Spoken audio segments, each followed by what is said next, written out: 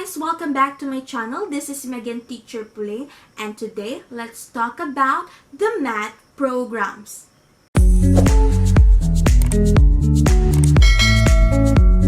There are three common math programs: the Singapore Math, the Kumon, and the Montessori. Let's begin to discuss with the Singapore Math.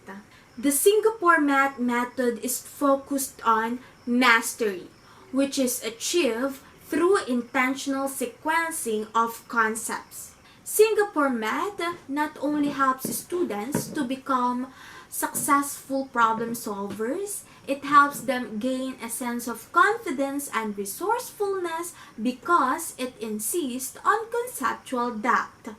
Some of the key features of the approach include concrete pictorial abstract CPA approach. The concrete pictorial abstract CPA approach develops a deep understanding of math through building on existing knowledge. This highly effective framework introduces concepts in a tangible way and progresses to increasing levels of abstraction. In the concrete phase, students interact with the physical objects to model problems. In the pictorial phase, they make a mental connection between the objects they just handle and visual representations of those objects. By varying the methods and phases of CPA fluidly, educators help reinforce important connections. Students work towards math mastery when they view concepts with increasing levels of abstraction over time. Not all lessons include all three CPA stages, as application of this approach varies by topic. Number bands.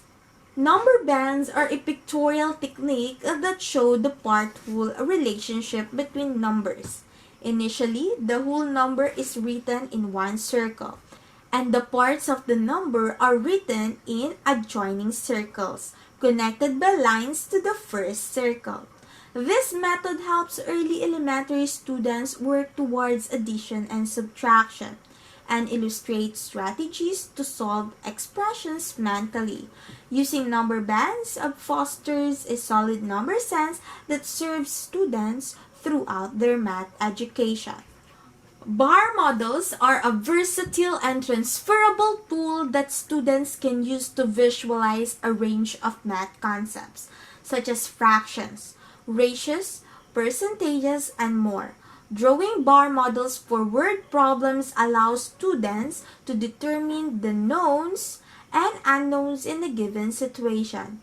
It extends the CPA approach, especially the pictorial phase, as it follows students to illustrate the mathematical information given in problems. It prepares them to understand more complex math on a conceptual level. This method is most effective when used frequently throughout the program. The problems below demonstrate various examples of bar modeling. Mental health. The Singapore Math approach teaches techniques and skills to easily and accurately perform mental math.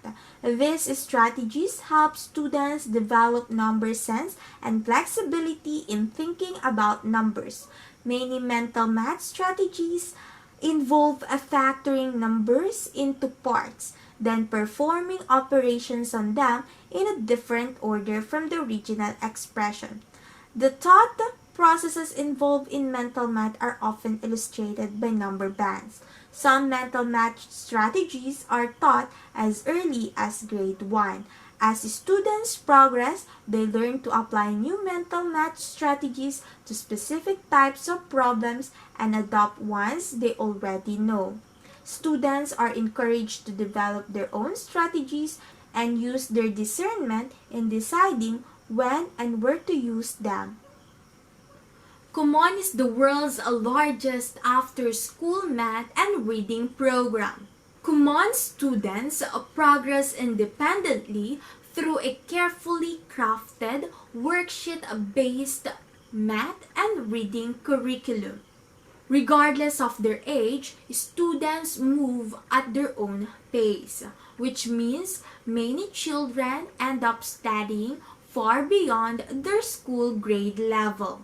While Kumon instructors are there to lesson plan, evaluate, and guide your child, students ultimately develop self-learning skills, learning primarily on their own. The first step in any child's Kumon journey is to take a placement test, which determines their starting point in the program. Your child's starting point might seem a bit easy. Don't worry, it's supposed to be. Students start at a comfortable level, which helps them learn how Kumon works, while building skills like focus and speed. It also ensures that there are no gaps in your child's learning, as every skill builds on the one before. In order to master long division, for example, your child first needs to have strong subtraction and multiplication skills. Students then progress step by step through the program. Kumon was designed as a home-based program, and most of your child's work will be completed at home. That's because consistent daily study is the key to building skills and habits that stick. Just 15 to 30 minutes of work a day can go a long way. We recommend that students set a Kumon time to do their work every day. After a few weeks, worksheets will just be another normal part of your child's daily routine. Students typically visit their center twice a week. Center visits allow the instructor to observe their students, which helps them lesson plan and determine if the students are ready to move on to new concepts. It allows the instructor to provide guidance when necessary. One key to learning in the Kumon program is making mistakes. Every worksheet is graded, and students must correct their mistakes until they achieve 100%. Evaluating how well students can correct their mistakes is a major component of instructors' lesson planning. Kumon students improve not only their math and reading skills, but build confidence, focus, and determination. Perhaps more importantly, they learn how to learn, a skill that will last a lifetime. Montessori. Much of the Montessori curriculum is based on giving children exposure to concrete materials first, then giving them incremental opportunities to work to more abstract concepts. This is no different when it comes to math. What do you mean by concrete? The children are able to hold a material in their hands. The materials are symbolic or representative of something else, a number, perhaps, and that symbolism changes over time until children are ready to let go of the materials and find solutions on paper or even in their hands. This idea of mastering a skill without the assistance of materials is what we refer to as abstraction. At the primary level, math starts out simple, but you may be surprised at how much preschoolers are capable of. Even before a child is able to count, they experience the skill using materials like the number rods, a series of blue and red colored wooden rods that are arranged in a stair-like pattern. Children learn how to count using a variety of materials. The spindle box is an early material with which children place the correct amount of wooden spindles in compartments labeled 1 to 9. Sandpaper numbers, just like their latter counterparts, teach children how to correctly form each number to develop a readiness for writing them on paper.